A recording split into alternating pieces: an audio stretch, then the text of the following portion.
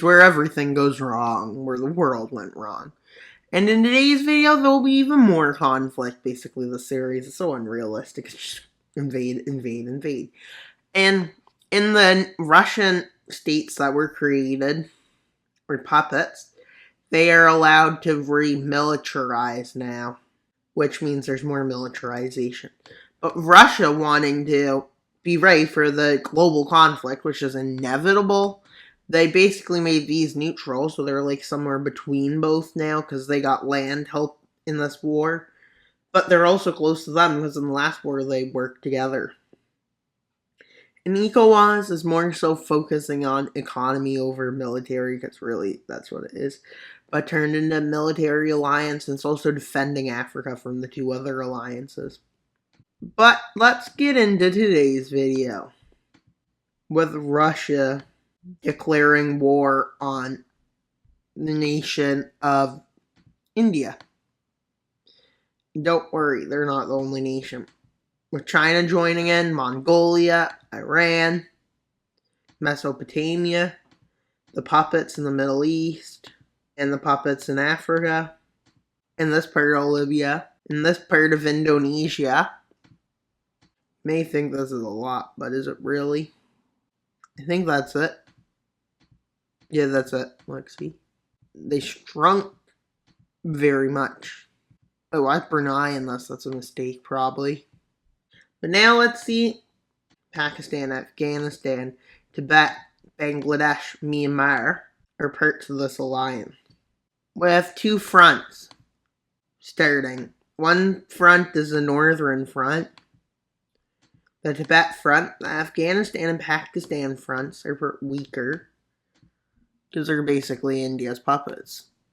And well, they push into the southern part. That's where the first offensive starts. There's also one started over here by Iran, and one started in the north by Russia. That's Russia's offensive. And China starts two offensives into Tibet, with the goal of taking it back. But India also makes an offensive. They make an offensive into western China, which manages to do something like this. They also launch one here and over there. But Russia's front in Afghanistan is starting to slow, and Iran's starting to get a bit of gains. As I'm deciding to shift focus to this front down here, which goes pretty well. So that India's alliance is forced to make a counter-offensive over here. And over here, so supplies can get into Tibet well. But by taking these ones, well, India got kicked out of these two fronts. And while another front is started in between these two fronts with the goal of like connecting to the two fronts and make this an actual front line, with supply lines into this region getting narrower, so like they'll have to go further to supply. This front going pretty well, and Russia's front is making advances. But just to let you guys know, the World Treaty Organization sending aid into India. So like they have all of the blue countries sending them aid. That's a lot of countries. So this is going to just slow the advances, probably not stop them. But with the strength of Russia's offensives, they break through in the Afghan puppet and even manage to take Kabul. Not saying they really control it, but they control it. But they push this front back out past the Pakistan border, back into the Afghan puppet, to the gates of Kabul. And they get pushed back down here a bit. And they also get pushed back here because this is an important front to keep less narrow, because this is how supplies are getting into the region. But one side effect, they get pushed back a little in this area. Not fully yet.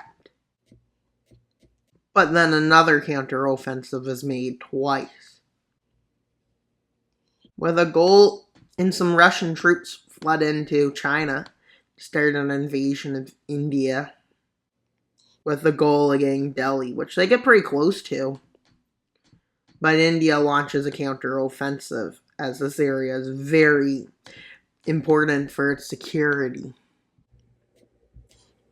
With China breaking through along this border with Tibet, cutting off one of the supply routes in, making it mean it takes longer to get supplies in. So with India taking the time to undo this, because it's important to do for their national security, I guess, they do this. One slight side effect, it allows Russia's southern front to get the initiative back. India is now regretting going and doing its own alliance, not just joining the World Organization of Peace. Because this would be World War III if they had. Which would also be bad. But India's defense forces are breaking down. And I don't know what they're called.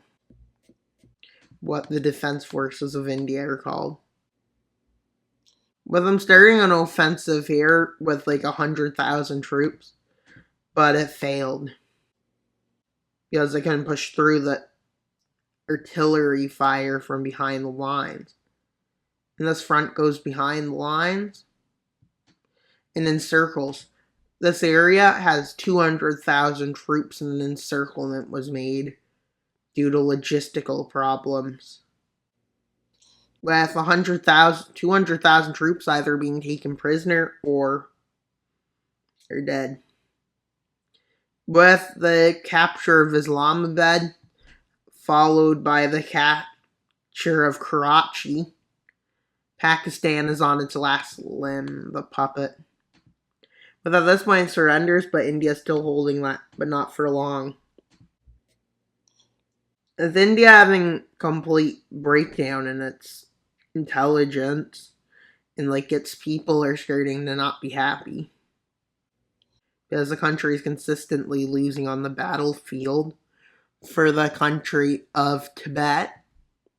So I don't see the point of. With them cutting Tibet into two, they managed to take over a big chunk of Tibet. And they quickly push into the Myanmar puppet. And once they get there, they're basically unstoppable. With them somehow looking like they went through Thailand, which they didn't. Just a bad mapping error, I guess. With them moving into the city of Dhaka and taking it.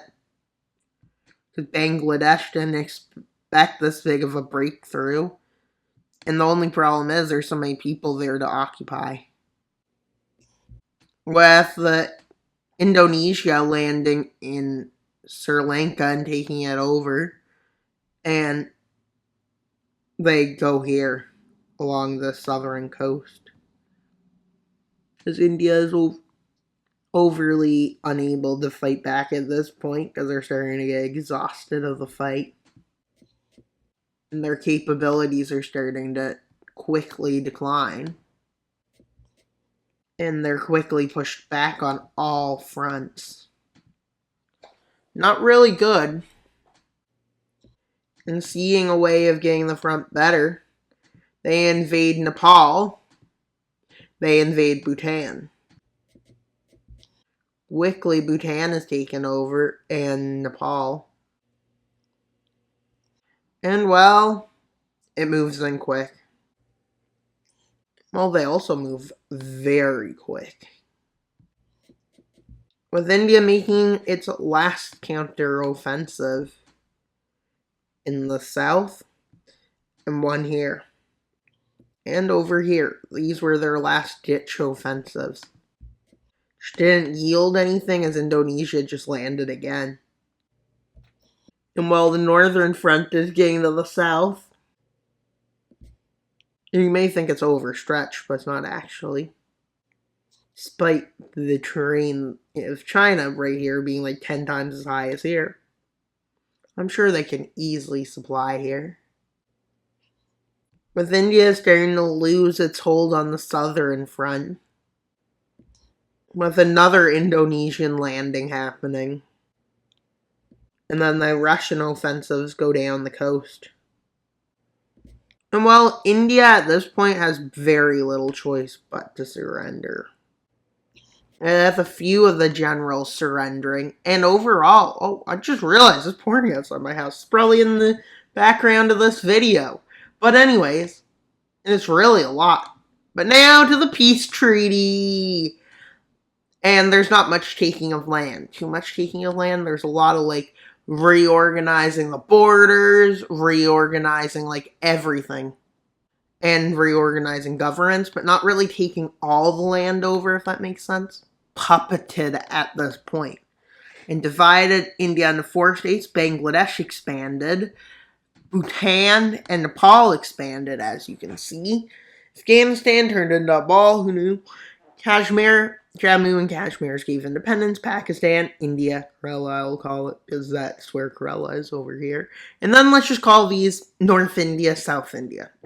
Yeah, that doesn't sound that great.